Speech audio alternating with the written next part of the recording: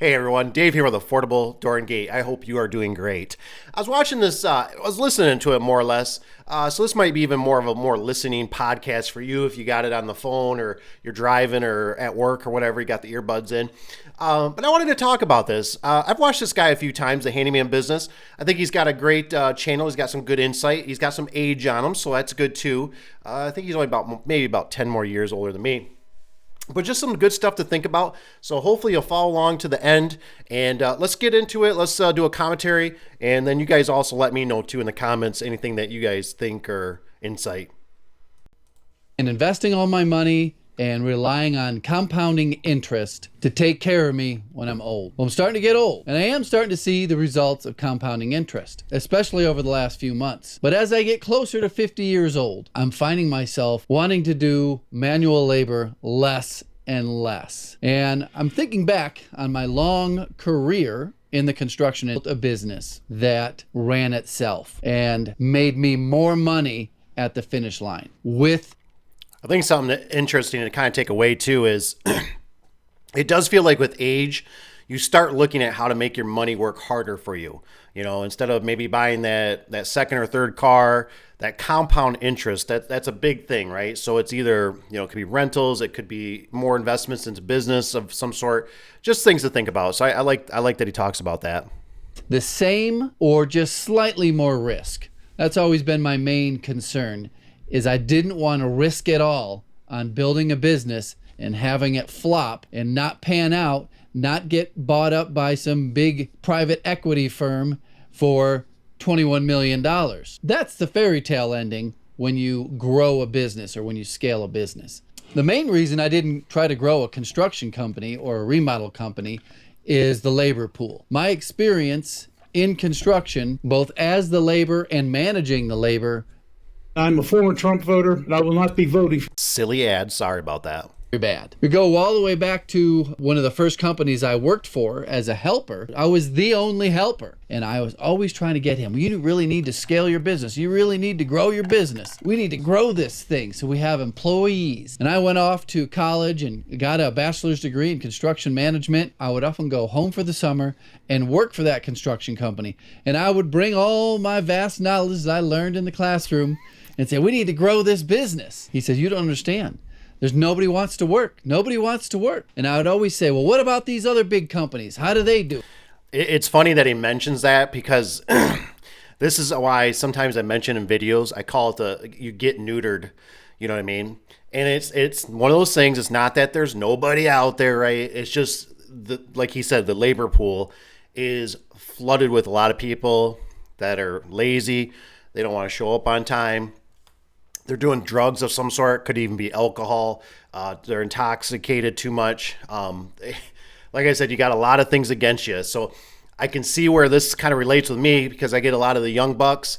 I also have some family members of some sort too that, you know, they look at it and they go, oh, I'm going to go. And it's like, it doesn't work that way. You know, there's a lot of hurdles. It's a very slow process. Take your time, be smart. Do it. There's a reason the big companies can do it and the little companies can't do it. And that big jump there is where you put your risk. You put all your eggs in the basket of getting from a couple guy operation to a big company that has a lot to offer an employee to get a decent employee. We'll talk a little bit more about that in a few minutes. I could talk trash about the construction labor pool a lot, especially when it... You definitely could. And it's some reasons why sometimes even it might be like they turn into a sub. Those have their own problems. It's amazing how there's just always these different layers of problems when you think about going that route. Sub, they got their, correct insurance, all that kind of stuff. Sometimes it feels like the game's rigged against you, especially in the contractor world. Comes down to smaller scale guys, like guys that work for themselves. They're notoriously unreliable. That's one of the ways I made a reputation and a name for myself, is just being reliable and showing up and doing the work. Nothing spectacular. No high levels of craftsmanship here. Just show up and do the work. And that's where finding employees that do manual labor is difficult. The guys that can't run their own business, you probably don't want to send them out into customers' houses. The guys that are competent enough to run their own business, and these days that's super easy. If you download an app like Jobber, the business operations are automatically taken care of. It now has artificial intelligence to help you streamline the process. A regular guy with some tools does not need to be an employee anymore. He can be a legit business and be out on his own. I don't know if you guys have a system in place to run your business. I do suggest Jobber. I'll put a link in the description. Download it, learn how to use it, and get back to me. Tell me if it's worked for you. It's another way to appear more professional than you really are and appear bigger than you are. I highly suggest it if you are staying self-employed. Now, just take a grain, little nugget here. I do believe he gets a little bit of sponsor, so he's pushing Jobber a little bit. Obviously, Jobber costs money. I like Jobber. It is very nice, but you don't have to have it when you're starting out. Paper and pen works fine. The biggest thing is, the handshake, look people in the eyes. When you show up, be on time, be fit for the job. Don't have your boots that got holes in them and they're showing your toes. Make sure you smell decent, brush your teeth, all that kind of stuff. Just present yourself, look like you fit the part. But this video is about growing your business. Jobber can actually help you do that as well. You can also run a larger scale business through Jobber. That resource alone eliminates a lot of the competent labor pool, as they're off doing their own thing. As I'm getting closer to 50 years old, I find myself, my mind and my body, more resistant to want to hang drywall. And I'm thinking back at my past experiences and who I worked for the most. For a large portion of my career, I worked for property managers. And I still don't know why I didn't pick up on these cues earlier. The playbook was right there in front of me. They gave me the instruction manual. I did so much work for these property managers, I could have became my own property management company. Another thing to consider too, the property managers for business, right? It might be somebody you want to reach out to. Because like he's going to explain here, they're always looking for people that are going to show up. Now, they are looking for a cheaper rate because they're giving you quantity, so you gotta kind of weigh it out in your situation. Well, I'm talking about property management companies. I wanted to take a quick second to talk to the guys who don't have enough work. I've been getting more and more emails and messages through Patreon from guys who are not making enough money. They either can't find enough work or they can't find enough jobs that pay high enough. I've always said you got to provide high value for the money, build that reputation, and the doors will start opening for you. Property management companies can keep you busy. If you are reliable, they will keep giving you work. You may have to work more hours and more days to increase your volume to make more money. Property management companies typically don't pay as much as a homeowner would. That's just basic common sense. And you might be wondering, how did I make so much money working for property managers if they typically don't pay as much? In that market of handymen, there's not very many guys that are reliable that you can call up and they will show up on time, clean cut, know how to talk to the tenants, get the job done. I had a high volume of work through the property management company. All these properties have owners that live in their own house. Well, who do you think the first person they're going to call when they have a problem with their own house? They call the property management company and say, hey, do you know anybody that can do this? Anybody that can do that? So I transitioned from working on tenant houses to the owner's houses. And it just kind of snowballed from there. You show up, you do the work, you're on time, and you're I think this is a great example. I know there's a lot of guys out there that follow the channel that recommend this kind of stuff to me, right? Because we always get guys that come into the channel and they're like, what do I do? How do I start? You got to remember, it's a very slow race. You know what I mean? It's not easy. When I was starting out, it's 12, 14, 17 hour plus days. And it takes a long time, but you're building that snowball. And as it gets bigger and bigger, a little push makes it grow a lot faster. So you do have to provide that good service. And it takes years. And that's why I also sometimes recommend for people, I go, hey, sit back, do the research, right? Figure out where you're going to get your resources and all that. Are you out in a big rural area? Are your customers far away? Because your time is when you get older, you'll start realizing your time is so valuable. that you don't want to do that stuff that's, 2 hours away. So figure that kind of stuff out and just keep that in mind.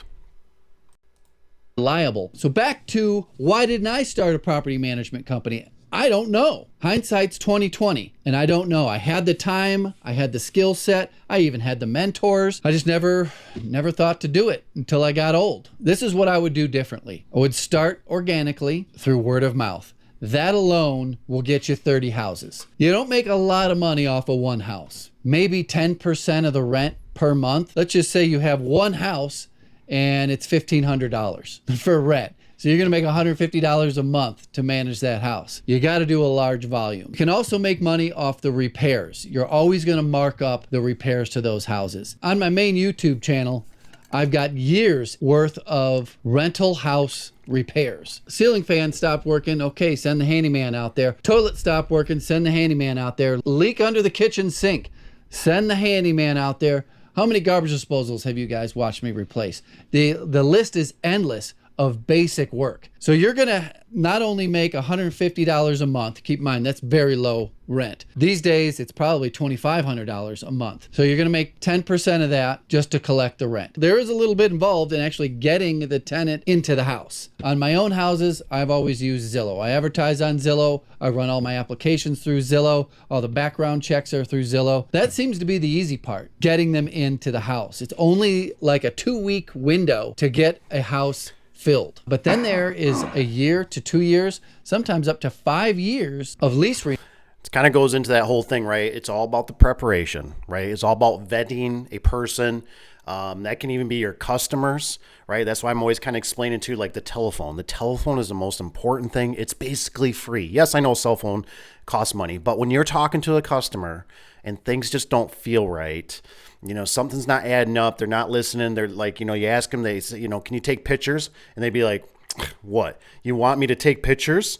Isn't that what you're supposed to do? Like a cocky attitude or something? You know what? That might be that moment where you go, why don't you call my one competition, my competitor that I really don't like? Why don't you call this person? Renewals. And that's a lot of labor. I think one guy could probably get about 30 houses. That's going to max out his time. Then you're going to have to start hiring handymen to go out and do this work.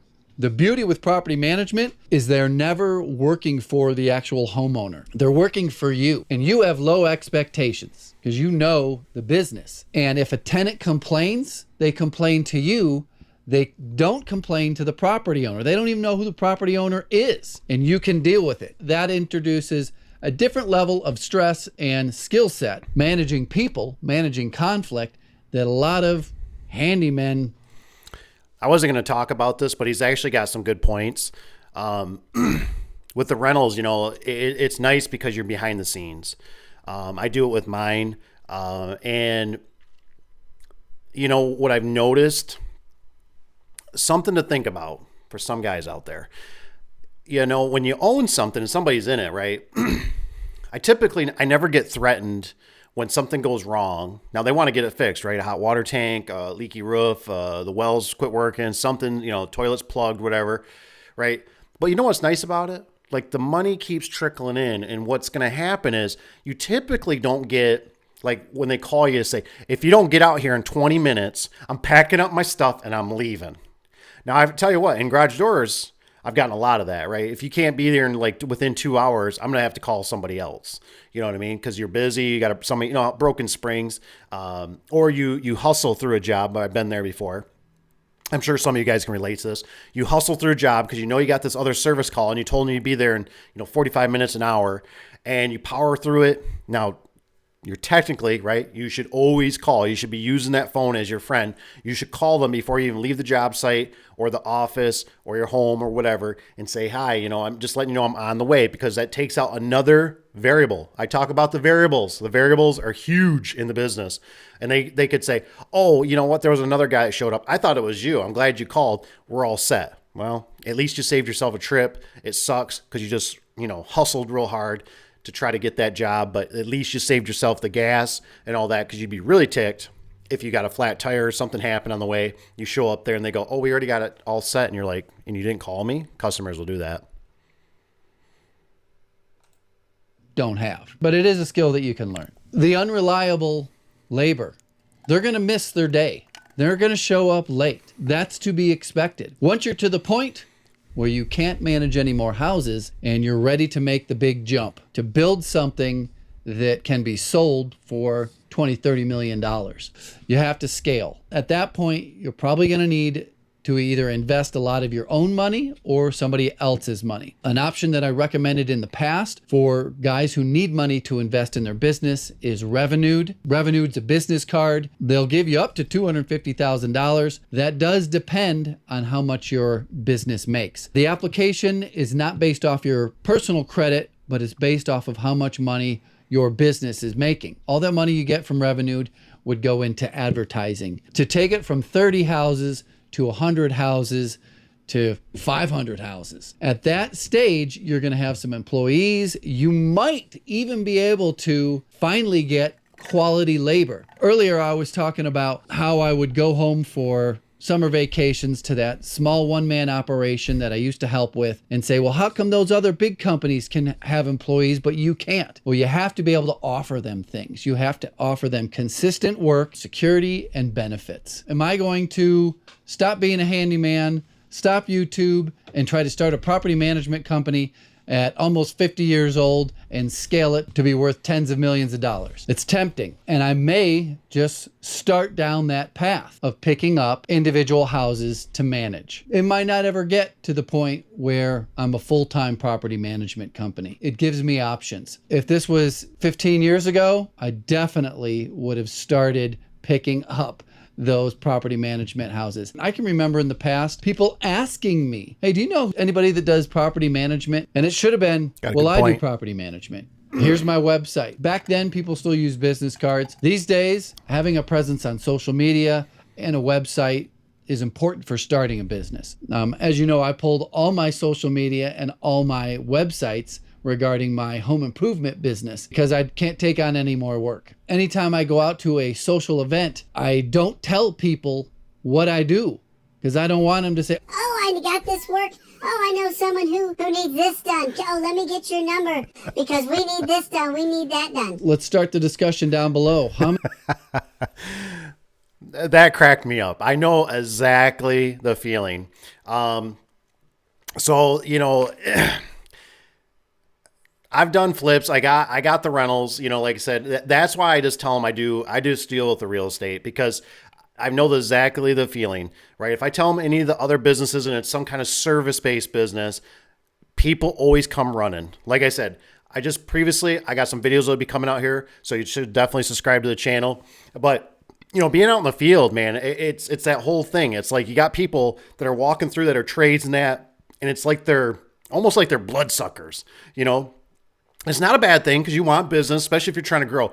But I've been through the ringer so many times. It's almost like, you know, whatever they're going to say, they're going to be like, I got a mom, I got a buddy, and they're going to want the buddy discount, you know? And it's like, no, I'd rather you call organically through the system and you're a normal customer. You go through the chain of events, right? You deal with a secretary, you get put on the list because otherwise sometimes it can really make your day a mess. That's for sure. So I totally understand with what he's saying. How many people have started their own property management company? What level are you at? Do you have 5 houses? Do you have 10 houses? 30? 200? If you have 200 houses, you probably don't have enough time to watch YouTube videos. I kind of wish I could go back in time and do things a little bit different because of the age thing. There's no way I can work at the pace that I could when I was 30 or 35. It's just not going to happen. That means money is going to fall off. Because when you're self-employed, you don't make money when you sleep. You only make money when you have tools in your hand. What does make money in my sleep is all the money that I saved and invested. That's what I'm always trying to describe to you guys about. Sometimes, you know, in the business, it's not that you can't make money, and you can make good money, but you got to work your ass off for it, right? Because if you're not out turning the wrenches or running the impacts, the money's not flowing. So that's why in my opinion, you want to diversify. You want to do some real estate. You want to do some investment. You want to do maybe some dividends. You want to do index funds. You want to diversify yourself because you need to start worrying about how money is going to make baby money for you and not get these things that are debt that are bad. You know what I mean? You want more assets than liability. So you need to make baby money. What's gonna save me out of this whole thing? I don't discourage staying self-employed at all. It's low risk, and if you are diligent about saving money and you make enough money to cover all your expenses and pay taxes and invest, then the compound interest will really pay off once you hit that 50-year-old mark. But you got to have a lot of money. You got to have at least $1 million, $2 million invested to really make any significant returns. If you got $1 million, you got your money invested very well, you're going to make 10%. You can never take 10% out. You're going to have to pay taxes. You're going to have to pay inflation. And then you got a few percent left over that you can actually use.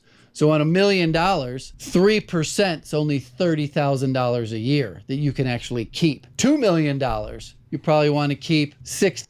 And so something you got to remember too, what I've always noticed is, right, like your businesses and that, they can get credit, you know what I mean? But you can't use them as much of an asset as you can with like the real estate, with a building, or with like houses and stuff like that, right? Because you got to realize too, what's in your possession, right? Like if you already have a loan on your vehicle, you can't go get another loan or do refinance or use it for certain things. You can do a little tax write off on that, but the thing's depreciating too. So it's just stuff to think about. Your product's sitting there. You typically can't go in and say, hey, I got a pile of garage doors. Can I get a loan on it because I want to purchase something? I need to buy a scissor lift or something. Just stuff to think about. Like I said, we all got to work. You still got to make money, but you need to be looking at, instead of spending that money on frivolous little stuff, start thinking about, investing that money, because inflation is hot, man. It's eating us alive. 60 grand off of $2 million invested. And that also depends on what age group you're in. If you're, in your 70s, you might want to pull out more. You maybe just want to beat inflation, and you can pull out maybe 5% on your $2 million would give you $100,000 a year. I want everybody to comment. I want to spend hours reading them. And I agree. I want you guys to also comment in my video, and I hope you learned something from this. And like I said, comment below any ins and outs or pluses or minuses. I really don't care. You can put anything. It can be way off topic. I don't care. Like I said, just put a comment in about what you think about the video, some of the stuff he's talking about. If it was helpful, give it a thumbs up. Otherwise, it's just stuff to think about. Like I said, it's the Handyman Business. You can always go check him out. If you go over there, obviously let him know Uncle Dave from Affordable Door and Gate sent you. He did a garage door once, and I told him, he replied to me too. I told him, I said, next time you do a garage door, I said, you need to have me involved, because he was struggling. Let's just say he did a good job. He got it done, but I knew some tricks that would have saved him a little bit of time. So good dude. Otherwise, I'm out of here, you guys. Love you. Take care. If you don't mind, be a subscriber. Hit the like button on your way out, and remember, keep your fingers. We'll see you in the next one. Take care.